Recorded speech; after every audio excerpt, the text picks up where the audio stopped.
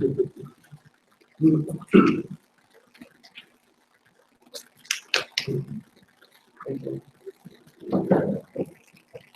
morning, folks. Good morning to everybody. Atheists, we always seem to have with us. And we now know that there are old atheists and new atheists and so on. And the old atheists sometimes, okay, technology is great. I'm old guy. The old atheists sometimes just smile benignly at the believers. The old one, the new ones though seem to attack us and accuse us of all psychiatric disorders, and so they deserve our attention. Not only because they may be attacking us or accusing us of disorders of some kind, but because truth is one. That's our one of our mantras. And so there must be some way of dealing with this. And so into the notion of apologetics. How shall we deal with those who say that we are benighted or stupid or whatever else? There's an old saying that you can catch more flies with honey than with vinegar. And so those seem to be two viable approaches, honey and vinegar. In any case, apologetics gets more complicated before it gets simple. And so into now our first speaker, Dr. Curtis Hancock, whom you all know. Dr. Hancock is a very respected, much awarded, honored professor of philosophy at Rutgers University. He's a prolific writer, and we heard a few of his accomplishments yesterday. And so Dr. Hancock will now help us to make some sense out of the new apologetics. Please welcome Dr. Hancock. It's like deja vu all over again. We're just talking to you folks. Here we are again. Yeah, we're talking about apologetics and make a foray into some critique. A couple of representatives of the new atheism, Stephen Jay Gould, the late Stephen Jay Gould, but I might call him a proto-new atheist. It seems to be a more recent phenomenon, but Stephen Jay Gould, which is kind of a forerunner of some of the extremes of the new atheism. And then I'll make some comments and observations about Richard Dawkins. So those will be my two representative new atheists I'll talk about. But first I wanted to set the scene, putting it in context against the backdrop of what would be an apologetics that could challenge the new atheists. Some people don't think the new atheists are very hard to challenge. If you've read this book by Edward Fieser, The Last Superstition, The Reputation of the New Atheism. The last superstition is atheism. He doesn't think it stands up to rational examination. The book is largely a polemic against the new atheists, and spends about 300 pages, page after page, taking shots at the new atheists. This is on page 4, and this is just a foretaste of what you'll get as Fieser moves along and just kind of ratchets it up. He says, the irony about these people is that anyone who actually knows something about the history and theology of the Western religious tradition, for which Harris, Dennett, and Dawkins, Sam Harris, Daniel Dennett, Richard Dawkins, that's the troika of the new atheists. He also throws in the late Christopher Hitchens, show so much contempt. Their books stand out for their manifest ignorance of that tradition and for the breathtaking shallowness of their philosophical analysis of religious matters. Later in the page, he says, this is perhaps not surprising in the case of either Dawkins, a writer of pop science books who evidently wouldn't know metaphysics from Metamucil, or Vanity Fair boy Christopher Hitchens, who probably thinks metaphysics is the sort of thing people like Shirley MacLaine start babbling about when they lost their box office cachet. So, and he's just getting started. 300 pages of that, so it's a fun read if you like vitriol and polemic. I've distributed this handout here to help us kind of walk through the nature of apologetics, put that in context, and put the new atheist in context. Well, what is apologetics? We remind ourselves that apologetics is mainly an attempt to use our natural reason to address things that might have been in the revelation, but also perhaps could stand up to justification in the light of natural reason, independent reason. The kind of thing consequence called memorabilia. We mentioned this yesterday. The preambula fide, before you walk into the faith, there are some things that independent reason, like the existence of God, objective morality, the existence of nature, perhaps even immortality. So those are subjects taught in religion. You get that in catechism, but also natural reason. Before Christianity came along, philosophers like Aristotle and Plato had given an objective defense just to like natural reason. So there's a kind of overlap between theology and philosophy in that regard. And apologetics plays to that. Logos in Greek means the apologia, means a defense. So you use your philosophical abilities to defend doctrines that come to you through the faith, are in revelation, but also can stand up in the kingdom. So apologetics holds that reason or philosophy can provide a rationale, a defense for faith or theology. And in the history of philosophy, since apologetics is a way of using reason to defend the faith, we're talking there about the relationship of faith and reason. And if you look at that, the question of the relationship of faith and reason in the history of philosophy, religion, and theology, which presupposes reason too. How could you be a theologian without having reason and having rationality? So the question, what is the relationship of faith and reason, has loomed large in the history of theology and philosophy. And basically, there have been four attitudes that's captured here on this first page. There's the fideistic view of relating faith and reason, the rationalistic way of relating the two, the overlapping view, awkward way to put it, that's Aquinas' position, and then dualism, which is the position of dualism, a position that was also held by Joseph Campbell, that Adler referred to in that video we saw yesterday, and is discussing his book, Truth and Religion. Joseph Campbell has talked about it length in this book. What you're going to hear Stephen Jay Gould say is something that Joseph Campbell had already argued, and Adler had put it in perspective. Now, what is fideism? Well, fideism is the view that everything known by reason is better understood by faith. You know, classic fideists, people like Tertullian, Tatian, Karl Barth in the 20th century, they are convinced that all the science in the end that you really know, that you really need, is faith, and that reason is at best a lame support, and at worst a deceit, a deception, a crippling. And so what fideists do, they'll often go through scripture and they'll cite passages from St. Paul like this. They have Tertullian is the whole list of passages from St. Paul to indicate he thinks that fideism is the choice position with regard to the relationship of faith and reason. Of course, they curiously leave out Romans 1:20, where St. Paul says the creation of the world is made manifest to reason that God exists.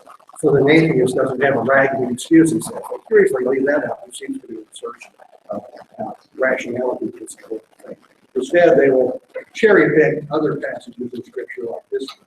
Beware lest any man cheat you by philosophy and vain deceit, according to the tradition of men and not of the combine this kind of statement by St. Paul with others and make the case that fideism, with regard to the faith, reason, canon, is the position of choice. Then there's rationalism, to be the opposite extreme, the view that everything known by faith is better understood by reason. Who has held this position in history and philosophy? There's some dispute about that. But two possible candidates are St. Anselm and Hegel. Anselm at times seems to talk about if you just had enough time, if you just had the right method, he could even explain the rational truths of Trinity, the incarnation of some of these lofty mysteries, these inaccessible mysteries. He thought perhaps they were accessible to reason if we could just spend the time, give it attention, find the right path to reduce these to something rational. That's just an interpretation of Anselm. Some people don't think that he was really saying that, but that has been alleged. And Hegel, in the end, seems to reduce theology to philosophy of religion. In the end, absolute reason triumphs over any kind of mystery. You basically just nullify mystery from human experience, and in the end, everything that is once known as a mysterious article of faith can be reduced to rational justification. That seems to be Hegel's view. So anyway, those would be now two candidates of that type who would in any way seem to have an affinity for theology. On the other hand, some rationalists, like the new atheists, so some people today call themselves rationalists, so they take it the word in that sense. They believe that the relationship between faith and reason must be hostile. Faith is irrational, and by rationalism they mean atheism. Rationalism, physical science, atheism, those are equivalent expressions of the atheists. Then, of course, there's the view of St. Thomas, and I would say largely in the history of philosophy, religion, apologetics is being applied. It's St. Thomas's position. And we call it, as I said, rather awkwardly, the overlapping view. The view that some, but not all of the truths known by faith are known by reason, and some, but not all of the truths known by reason are known by faith. So, some things reason can access, some things are outside the bounds of faith. Some things seem to be just a matter of reason, and faith isn't interested. Faith doesn't talk about evidence for the fact that the moon affects the tides of the earth. You know that scientifically. Didn't have to consult faith to know that. So, but there is some overlapping nonetheless. This view, as I said, was best represented by Aquinas. It's adopted historically by most apologists. Aquinas rejects fideism on the grounds that faith cannot exist without reason. He rejects rationalism because it would seem to endow human intelligence with an angelic, even divine-like power, so as to explain away the mysteries of faith. There are always the mysteries of faith, and they can't be reduced to rationalism. According to Aquinas, reason has its limits, but it can nonetheless deepen our grasp of the articles of faith. Reason and faith ought to be in sympathy with each other. Faith and reason seek the truth, that God is the truth, the source of all truth. So anything true is God-friendly, so to speak. It makes no difference from what source truth comes. It coheres with divine wisdom, since divine science theology cannot err, because God does not lie or make mistakes. And Aquinas thought theology was a science, because what is a science? A science is understanding of things in light of their necessity and universality, and the truths of God, what God reveals, have to have necessity and universality about them, because God doesn't lie. He guarantees their truth. And in that sense, then, theology is actually a science. How different is that from the common attitude today that religion is just some kind of private emotive thing? St. Thomas saw faith as an act of the intellect and not just some kind of emotive thing.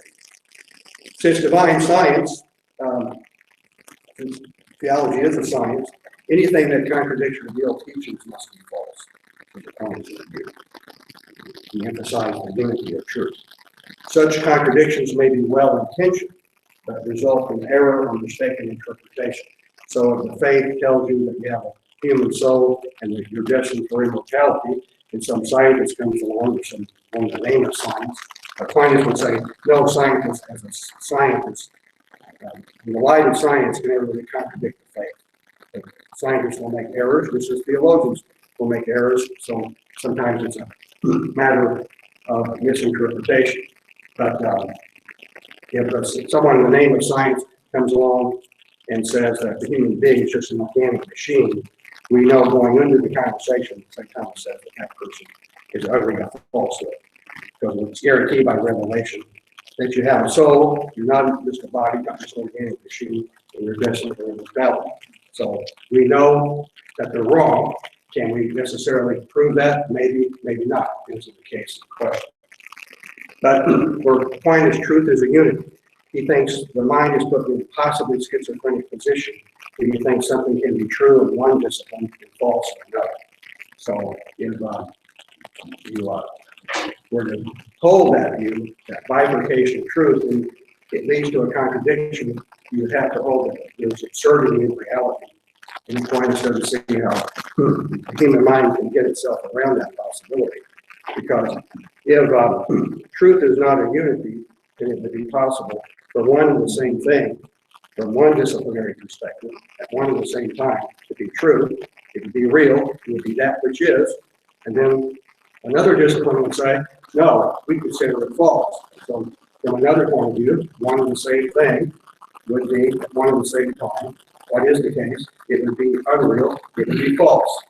But Aquinas just simply says, how can that which is be that which is not? And you put your mind in a possibly schizophrenic and stultifying position. So truth is a unity. It would just completely stultify our understanding of grasp of reality. There's an identity within the being of anything that indicates that. The principle of contradiction, the principle of identity, is grounded in reality. You can be confident that when disciplines contradict themselves, see, you can't make nonsense sensible. You can't make that which is true false, or that which is false true, just because you put the expression different discipline in front of it. The human person is a combination of body and soul. That's true in theology. You can't say, well, now we're doing science. We put the expression physical science in front of it, and it becomes false. That's not how truth works. That's not how theology works. There has to be a correspondence of that which is. And how can that which is also be that which is not? That's why there has to be unity of truth. And so St. Thomas was aware of some of the Latin errors who played fast and loose on this. It just goes to show there's nothing new under the sun. People like Neil were doing, and Joseph Campbell, this was done back in the 13th century. They're just a little more honest about it back in the 13th century. So that's what segue here into dualism. That's the view that nothing that is known by faith is known by reason, and nothing that is known by reason is known by faith. Faith and reason are mutually exclusive. This is a very popular view today because it gets you out of the messiness of having theological convictions that might conflict with, basically conflict with social scientific or physical scientific convictions. And people can just shrug their shoulders and say, well, it's okay, we're doing theology over here, and they're doing social science and physical science. Yeah, it looks like there's a conflict or a contradiction. According to social science, you're just a reductive physical animal, but according to theology, you're not. You're a person in the image and likeness of God, destined for immortality. Well, what's true over here may not be true over there. They have their truth, we have our truth. And we won't fuss about contradictions. That's a tempting thing because socially it absolves you from the messiness of debate and conflict. But if Aquinas is right, the truth is unity, that's a luxury you can't buy. So dualism divorces faith and reason, placing them into two different hermetically sealed spheres of discourse. Peter Kraft observes that dualism is a popular position today because it plays with the rhetoric of separation of church and state, religion and philosophy, sacred and secular. So that kind of language lends itself to this as a preferred theory. At my university, I'd say most people in theology are enthusiastic dualists. They don't decide this is really our thing. No, it looks like this one kind of thing. Well, we're not real sure. Religion is about faith, they say religion is about faith experience, not so much about doctrinal allegiance anyway, so they've been equivalent about that. Okay, so my two representatives of the new atheism, now we've got some idea of what's going on with apologetics and the different attitudes about faith and reason. That'll help us shed some light on these two representatives, Stephen J. Gould and Richard Dawkins. Gould is a recent champion of dualism. He argues that there's no conflict between religion and physical science because each has its own legitimate domain of authority, and the two domains do not overlap. So you see there, that's an assertion of dualism. Gould supplies his dualism with an acronym. He states for this acronym, NOMA, non-overlapping magisterial authority. So he plays in that language of the magisterium. So the church has its magisterium, so it has its truths. Science has its magisterial authority. They have their truths. By declaring that matters of faith do not overlap with matters of reason, which he seems to reduce to physical science, Gould differentiates his position from Aquinas.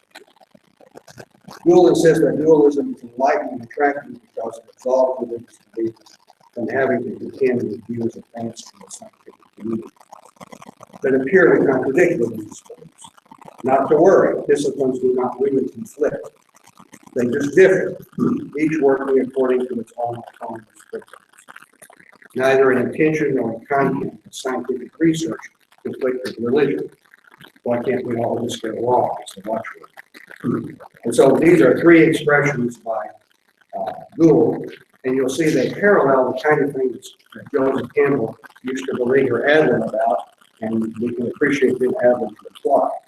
Gould says this: the lack of conflict between science and religion arises from a lack of overlap between the respective domains of professional expertise, science and the empirical constitution of the universe, and religion in the search for proper ethical values and the spiritual meaning of our lives. So religion deals with things like values. And of course, if you have a relativistic disposition about that, you can see what you're doing to religion. Physical science has to do with the empirical constitution of the universe. On the face of it, empirical science deals with fact. Religion deals something like with opinion and vague things like values. See how I'm setting this up? The net of science covers the empirical realm. What is the universe made of? Fact. And why does it work this way? Theory. The net of religion extends over questions of moral meaning and value. These two magisteria do not overlap, nor do they encompass all inquiry. Consider, for starters, the magisterium of art and the meaning of beauty. So see, he's taking that word magisterium and applying it to its purpose. To cite the usual cliches, we scientists get the age of rocks, and religion retains the rock of ages.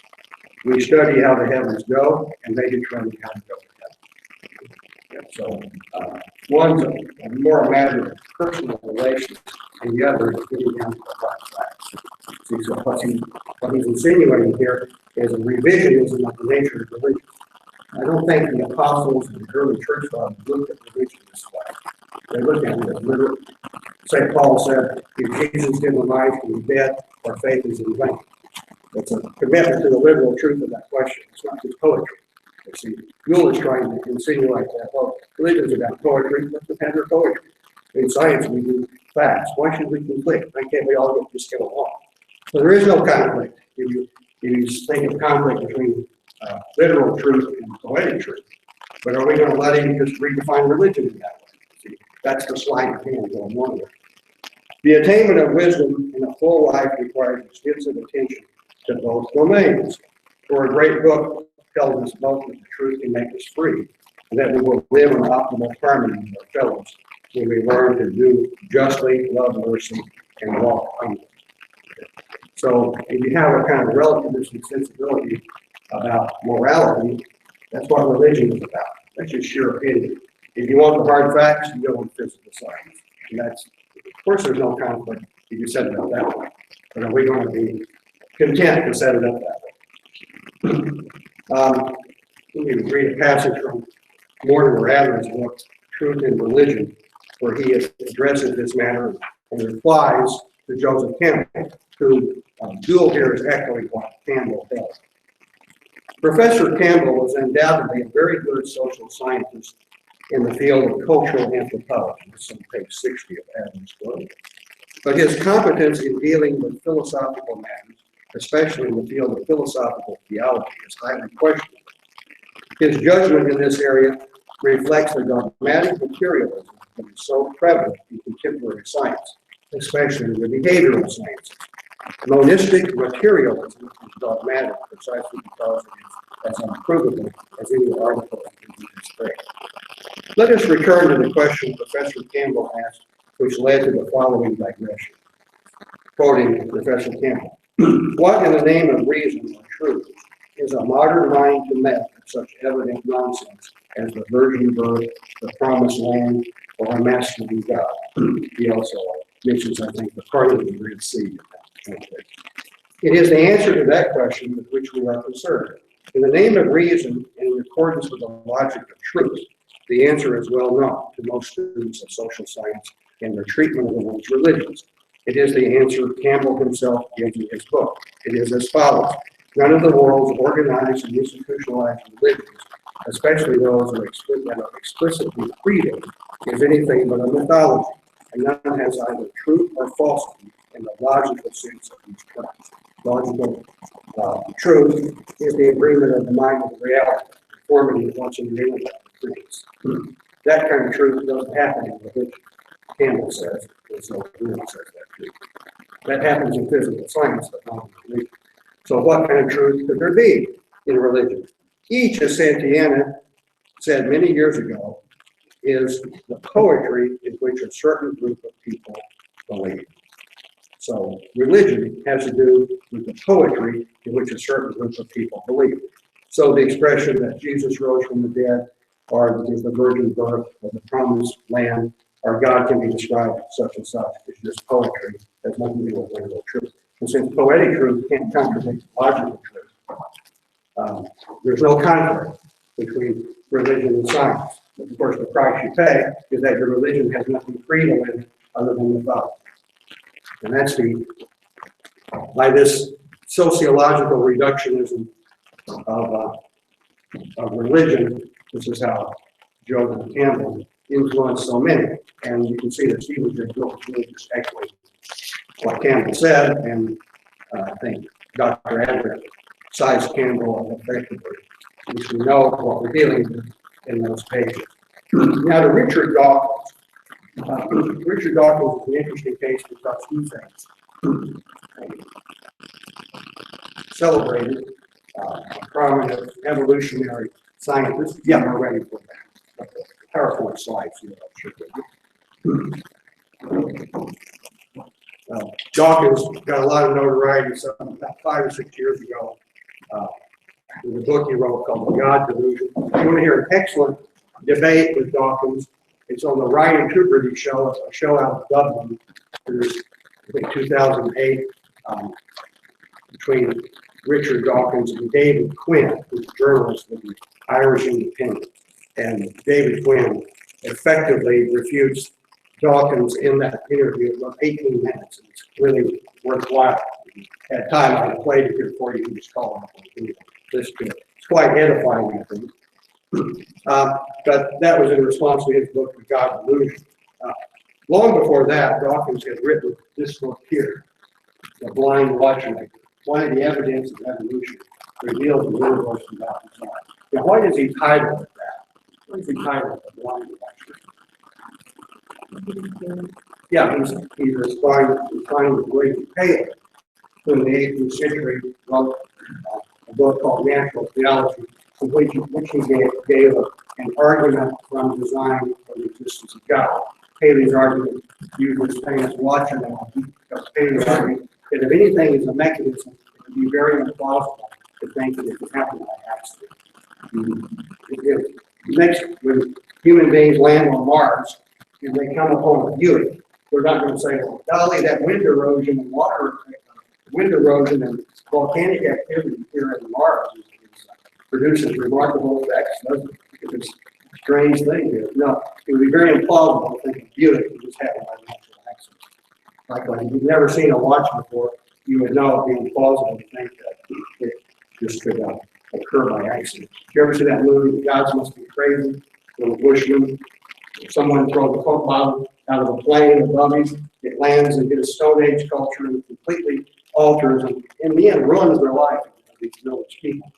Because he knew that a Coke bottle could not be this thing he saw he'd never seen before. He knew it could not just happen by accident. It had nothing to do with natural experiences he had as a bushman. So he thought there must be an intelligent agent behind it. It came from the sky.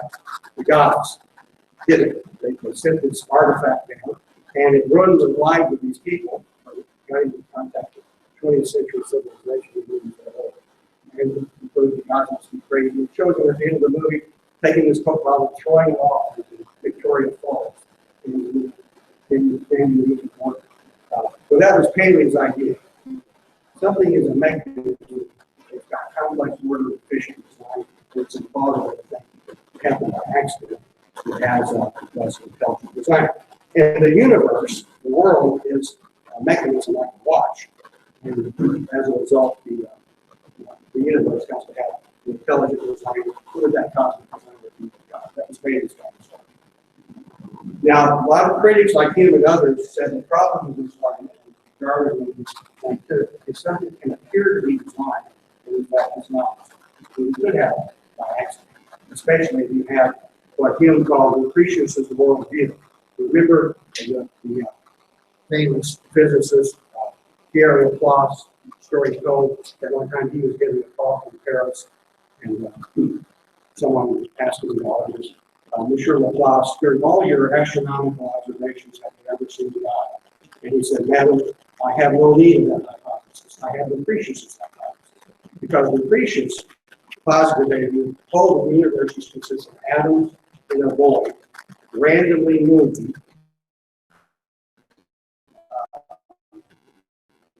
against the backdrop of random time, it's very implausible to have a universe on the infinite time. Everything is possible. So you could write up orders just like your things. It's like when you set up the old proverbial example.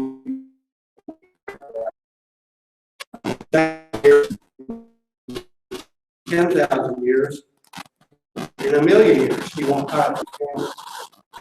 Someday, if you give him trillions of years, you walk in, you say that's monkey? No, he's back in the background. It's taken that. It's much more plausible. Lucretius' hypothesis is taken off the table because we have been around 14 billion years rather than infinitely for eternity. It's quite implausible. The window of opportunity to produce a universe like this. But because he's an evolutionary biologist and takes a chance with the driving mechanism of evolution, he thinks we can take that as a standard and apply it to making a representation of any party. So it can appear to be designed. And this is Dawkins, the logic behind his criticism. So some people like Paley think that because something appears to be designed, there must be an intelligent design. That's where all this language occurred with Newton originally. So you ever read that novel or see that movie, Clockwork Orange? Well, I taught philosophy of religion. I didn't appreciate why that was titled. That's a play on Paley. Newton thought that everything in the universe fits the clockwork. He has this necessary absolute physics. And the universe is like a giant clock, and all the parts of it fits the clockwork. And in the 18th century, Newtonian physics became the paradigm to make the case for the clockwork. The story of Clockwork Orange by Anthony Burgess suggests that no, Newton has it wrong. There's part of the universe that's mysterious. It's not just clockwork, it's also orange. And the combination means that this can't fit it tightly with Newtonian physics. And back in Paley's day, he thought you could put it together in terms of tidy physics. The universe is clockwork, and clock is a mechanism that requires an intelligent designer. The universe is like that. It requires an intelligent designer, and you've got God. But Dawkins says not so fast, because you've got this issue to deal with. You're walking down the beach, and you'll notice that some pebbles, some stones seem to be on the beach, arranged in a certain way. They seem to be arranged in a kind of order, kind of design. And so you think, well, some kids or somebody must have come along and taken these pebbles, these stones, and ordered them on the beach. The lighter stones to the top and back toward the shoreline, the heavier stones. It looks like some intelligence has been involved, but not so. So this is where Paley, people like that, get duped, Dawkins says. This arranging was really done by the blind forces of physics. In this case, the actions of the wave. The wave just energetically throw the pebbles around, and big pebbles and small pebbles respond differently to this treatment. So they end up at different levels of the beach. A small amount of order has come out of this work, and no mind identity. Now, what I always found interesting about this passage is that Dawkins is an evolutionary biologist. He's a scientist. And one of the things that you learn in biology is that biology recapitulates physics. Biology doesn't just happen independently of physics. It happens because of physical laws. I remember going to a movie, to see the movie Alien with a friend of mine who had a PhD in microbiology. And I enjoyed the movie very much. It scared me very much. But he didn't like the movie because, as a scientist, he argued that there was no good reason to think that an organism like that alien creature in Alien would adapt, would evolve that way. The adaptation was too fanciful. And he thought there would be physical laws that would militate against that kind of thing. And have you noticed that organisms, once they become multicellular, usually have bilateral symmetry? The left side of the organism is pretty much like the right side. That's because in biology, it's a recapitulation of the laws of physics. The laws of physics force the creature to adapt in that way.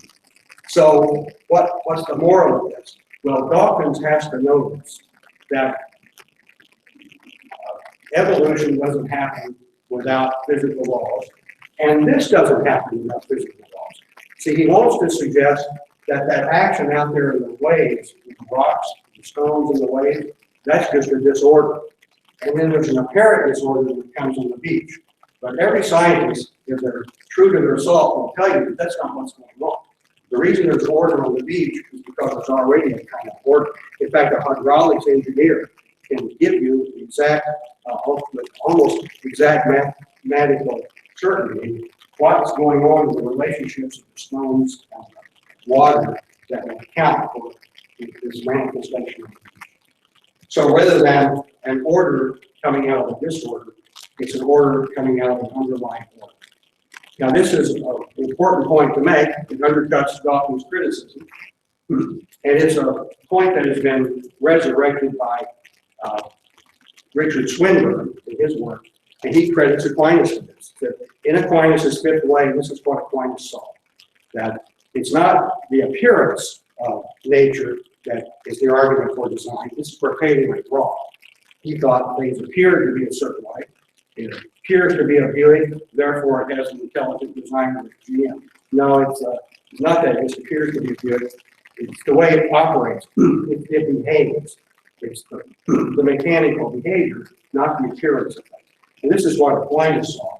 And Richard Swinburne, basically paraphrasing here, but this is what he says to Dawkins, making the point I just made before, that the laws of physics tell the tale of science, including evolution.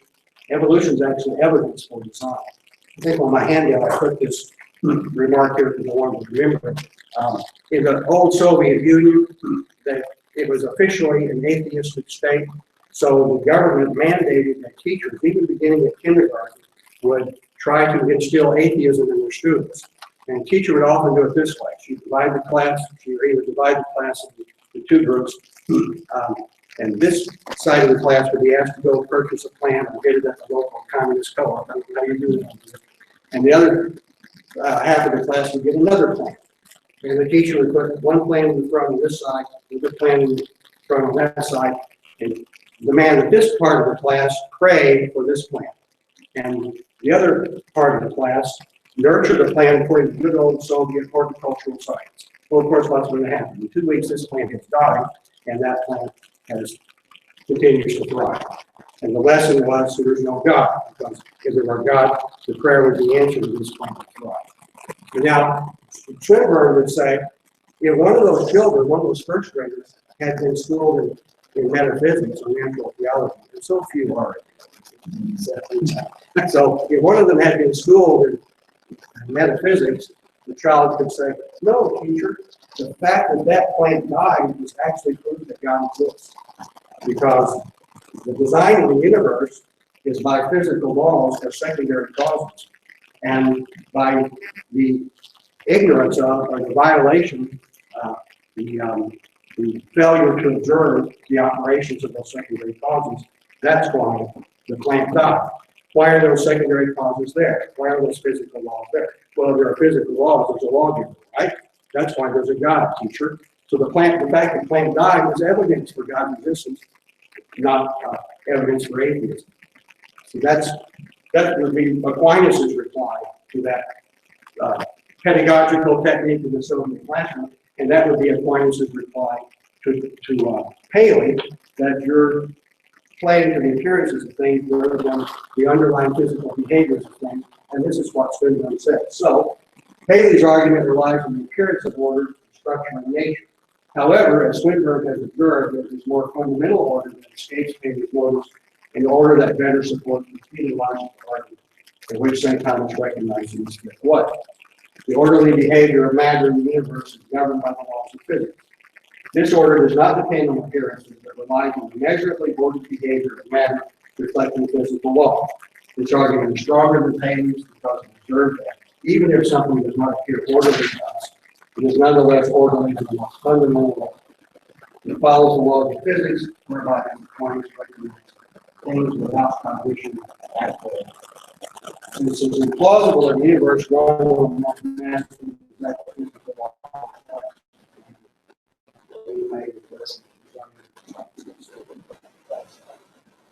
Now I think Swinburne replies to Swinburne right there. That's how Swinburne would reply to Dawkins. And listen to his reply. He's how Aquinas would reply to Dawkins. And so it seems to me that apologetics, again, gets to have the last word, both to rule and to law. But to Dawkins' credit, he's not a dualist. I mean, close by just making reference to this. Dawkins will go into any subject, he'll even take on theology. And he'll claim that the problem with theologians is that they make scientific claims and they don't do it. I think we fully realize that on that holy day of our congregation, celebrating Dawkins' assumption that that's a scientific claim, not a theological. Either Mary's body decayed or she died, or was physically removed from this planet to heaven. The official Roman Catholic doctrine of assumption, promulgated as recently as 1950, implies that heaven as a physical location and exists in the domain of physical reality. How else could the physical body of the Lord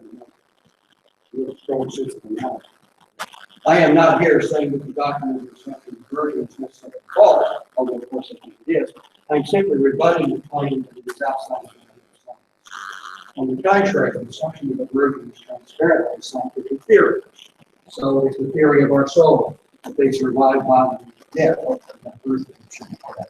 And so are all stories of angelic visitation, Marian manifestations, and miracles.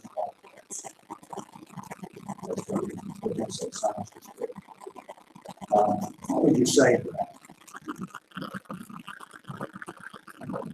Is Dawkins, yeah, has Dawkins convinced you that when you're making a assertion like this that seems to be in the province of dogmatic theology, that you're actually making a claim that can also be considered in the orbit of physical science? You see, so Dawkins is quite different from dualist. He's not a dualist. He thinks that physical scientists have the right to say matters like this. This is a theologian who talks to the physical scientists. And Dawkins just thinks the physical scientists. Physical scientists will always triumph in that kind of debate. But can you see the sophistry here, even the kind of sophomoric tendency of this kind of thing?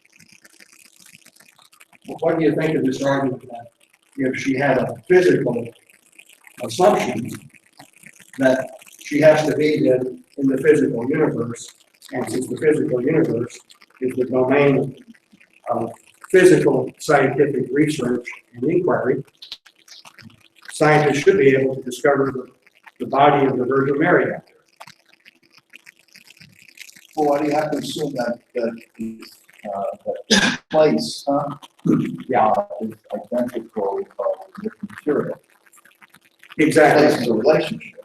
Yeah, third, yeah, that's right. The failure to understand physical location analogy, that space doesn't have to be the spaces we understand, space-time continuum. In fact, you know what St. Paul says on Jesus' notion again, he had so many matter bodies, glorified body, into the spiritual body. You can even literally translate the paradoxically into the spiritual body. So if you have an analogical view of body or matter, and you're saying even a relational view. Adam gives an argument in relationship to this about how many angels can occupy. Yeah. The head of the pit. He says one. Because of a displacement by means of a kind of dematerializing force in terms of the relationship. Right? So it's not a spatial relationship in the sense of dimensive. It's an intensive quantum or a qualitative displacement on the basis of the relationship. of this being to another being, so the existence, existentially, got two distinct spiritual realities, like intellectual beings, that are resistant. So you're talking about the qualities of resistance and receptivity, which I assume as a physicist Dawkins would accept. The notion of the realities since the basis of the modern notion of mass, these displace. Intensive quantity, I think, is something you appreciate. That the whole notion of place is based on the notion of mass, which is based on these qualitative characteristics of receptivity and resistance. And so, what he seems to think of place in a Newtonian sense of a container. Yeah, so once you take into account all kinds of analogical variables, so how you reduce the body of place to the person escape this criticism. And he doesn't even, it's not even on his radar screen, shows that he's got clear limits when he tries to step around the field. Logically. I think it's, yeah.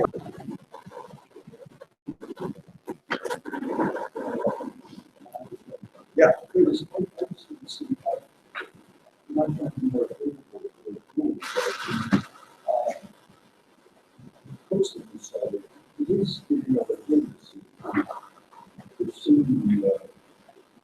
Trying to establish the value of life, etc.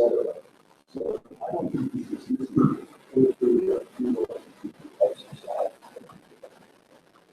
Well, in the context of his essay, I didn't volunteer all the passages I could, but he pretty much makes it clear that religion is allegorical.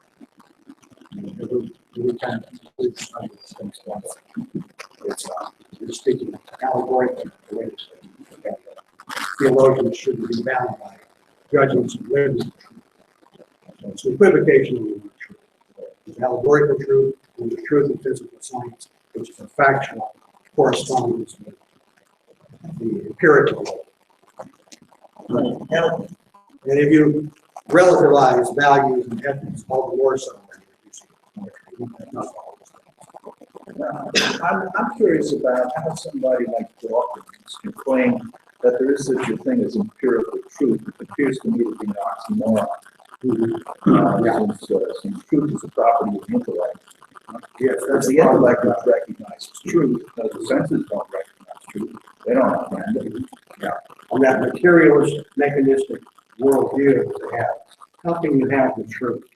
How can you have to have metaphysics? To me, the whole notion of empirical verification is nonsense. Yeah, yeah. So you would say there's not such a thing as empirical science. So the phrase empirical science, you would shout. It's an oxymoron. Yeah. Yeah. Because science is the truth, and you can't have the truth based on that view. Truth is a relationship that is intellectually apprehended. It's not something that you observe by means of your external senses. Nor is necessity, like Hume argues. So if he's arguing that you have this realm of value, like Hume would say, well, the values really are where the necessity is. And so causality, for example, is simply a kind of mental relation that you're imposing in terms of laws on things. And so this notion that you have empirical verification, it's really a verification to the relations of feeling. There are ideas, and that's why he's talking about science in terms of a belief system. This presumption that he's making, the argument that he's making, I would see as a kind of positivism, based upon this notion that simply two things are felt to be going together, and so you don't have the scientist as a causal agent of science. It's the modern science, not simply positivism, but in the whole of it presumes that there are no evident first principles of knowledge. That the evident principles have to be proved. They have to be given by some sort of a methodology of the physical sciences, and this is based upon a belief. This is why they call it what they're doing a belief system. They've got their belief system, but it's an enlightened belief system. Right? And you've got your belief system, which is a backward belief system, because it hasn't reached the stage of consciousness whereby you've got sincere feelings that are politically verified by, say, the EU or something. So you people are backwards, but they're we all have belief systems. Yeah, and Alvin Flanagan says evolution becomes like a magic wand, which is supposed to explain away everything. He says that evolutionists think they can explain morality, for example, when it's adaptation of the tribe, that they learn to cooperate. So they form these moral standards. This is a platonic world of facts that he's throwing at. We've got this world of facts. It's a body of knowledge. I don't know whose body it is. No, and what's the fact? Yeah. The fact I'm viewing this body over here. I feel like I'm talking about Marsilio Ficino is telling me that the universe has the body of Christ underlying it, and that explains why the forms exist. It replaced the notion of form with laws. Yeah. Right? So that there's no internal unity in the thing. Right? All unity comes externally. Well, you don't have an internal organization. You don't have principles of organization within the thing. You can't explain how this being intrinsically has a principle that's causing the harmonization internally, so that you have parts that constitute a whole. You get rid of the notion of an aim, an act, a single act that this multitude has the quality to generate through cooperation, and you don't have parts of the whole. You deny the notion of an aim or an end. You don't have a whole. You can't explain wholes. You can't explain parts. You have no science. It's absurd. Yeah, so it's fragmentary and sensualistic. Yeah. The one in many resolve, the way you're saying. Yeah. Well, Once you deny the reality of aims, forget about it. but Flanagan goes so far as to say, when you look at evolution, so you have adaptation. What if cruelty were to happen? That wouldn't make it. Well, Darwin didn't accept that. Yeah, he didn't accept that. Laws undergird everything, physical laws. Now, what about chance? How can we factor in chance, or do we factor in chance, since this is so important to evolution? Well, a colleague of mine has written a book recently on evolution, Brendan Sweetman, and he's interviewed a number of physicists on this, and almost to a person, the physicist says there is no chance in science. This is a myth that the evolutionists made up to try to put a gloss on their theory. And in fact, if evolution recapitulates physics, then they're just messed up on this now, because there is not chance in evolution, and that's been claiming that for so long. Because if you think of it, where was the chance in physics? Where would that be? And if biology is some kind of representation of physics, there's no chance in it either. So evolution is actually evidence for physics, physical laws, evidence for design. You're back to the argument for design. Yeah, great. So I'd like to get your take on something. Maybe I'm wrong about this. When I look back through the history of ideas, it strikes me every time that people are bringing up, something ridiculous. There's really nothing new about this at all. Yeah. That we'll bring in so evolutionary biology, real science, but you can see a lot of the same stuff being said. Paul Spencer, being criticized by Chesterton. We go back to it. That's been going on all the time. Yeah. So I mean, is there anything really new about this one other than just a little bit? I don't think so. That's what was my point to Roberta last night. This kind of ideology that's been spawned by skepticism that can't be deconstructed. That's been civilization. It's been going on for hundreds and hundreds of years. That's why arguments, they're pretty averse to it. That's why that's why Fisher knows that. That's why he tries to shame. He just mocks it. He makes fun of it. And maybe we're at that point. All it is a variable. If you want to refute these people, you go back and read the comments and critique of the variable.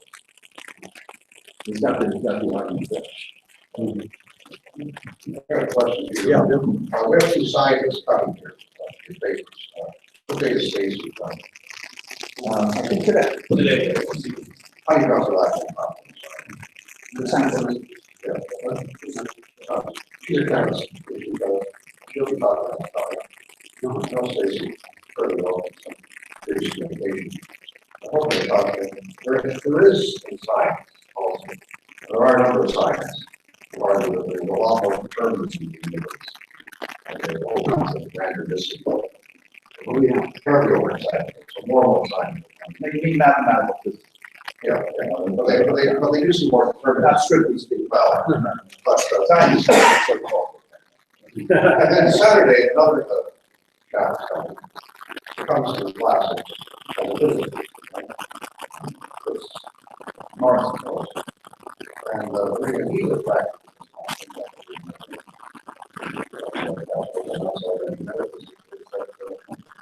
There are a lot of scientists who come in from the systems, which is really all particle. And I would argue that the science in some ways, the science is very basic. Science is really moving in the direction of a much more compatible than I was considering. I guess it's very important statement that we have to make here. Rather than going out and back. There are scientists out there who would be willing to listen, to it. Sure, because what they've done is they're recognizing that both of these domains belong to the order of knowledge.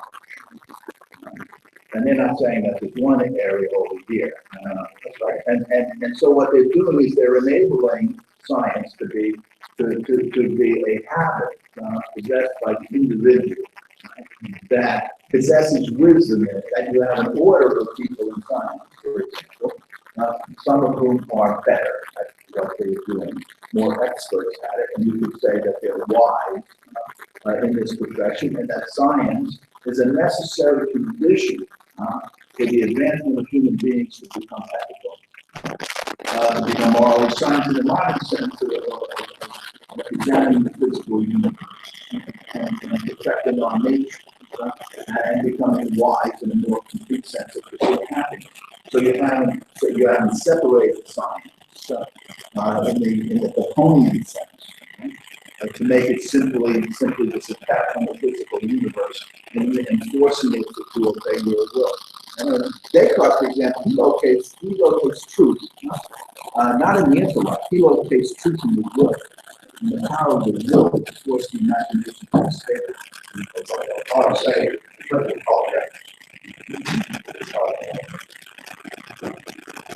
me, it's like a for the Bible. We got One more apologetics in reverse, they cherry pick science, people like that, concerns with pushing the atheist to be, they're being science. Yeah, cool.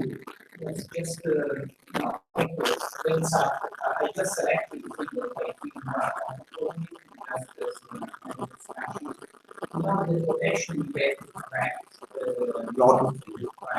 right, focusing about the visits, just the ending, claims, just giving you the connection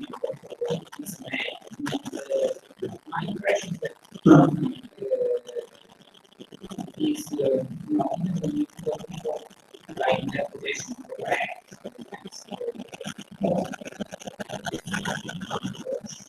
They still consider design as a fact. So in a sense, many means that it's still a fact and they true. So in a sense, it's possible to say that the designer sees. You don't really, they can't see intelligibility. They don't understand this quality that makes the design different. It doesn't affect the nature. So, and the fifth way is about the world being intelligible, but not owner is intelligibility. So it must exist. Yeah, there's necessity in a different way. So they can also ask, there's this model, this is a basic project inside.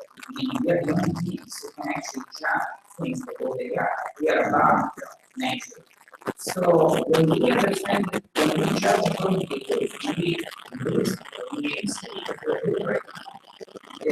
what we do over judgment, not judgment, or either chance or observation. Because otherwise, we wouldn't know it. We know that. So if right now I thought that what I'm saying right now is just the outcome of several steps in the past that is making me doing that. or it's just a chance, how will we be speaking, right?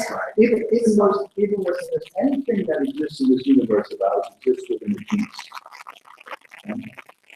And within the species, or in the process of moving within the genus or the species to be determined, right? And that requires resistance and receptivity as reality, which contemporary physics, education recognizes as the conditions for the existence of these beings in place. So the notion that those pebbles, for example, are randomly placed is absolute nonsense. It defies the essential relationships that are required for these beings to exist in place. It's impossible because they're members of the genus, and so they have to have this relation over the existence of contrary opposition. So how is it possible, if it's necessary, for anything to exist within the universe, to exist because of this contrary opposition toward which beings exist, for this unity of contrary opposites, this is like Cusanus' argument, that the substance is this coincidence of opposites. Anything that exists is existing in relationship of opposition, and things that are inclined by nature to be opposed, to the extent that they're united, have to have some sort of an external growth united. Seems to me that you have what they're saying is a verification of theory. You're quite right. I was paraphrasing Swinburne, that's more his line, but you're right. Aquinas would insist on being more active potency and all that makes it necessary. The fifth way is necessary, like logical. That's the point. I think there's some coffee outside. How about if we take a 5-minute break and then we'll move on to Heather. All right.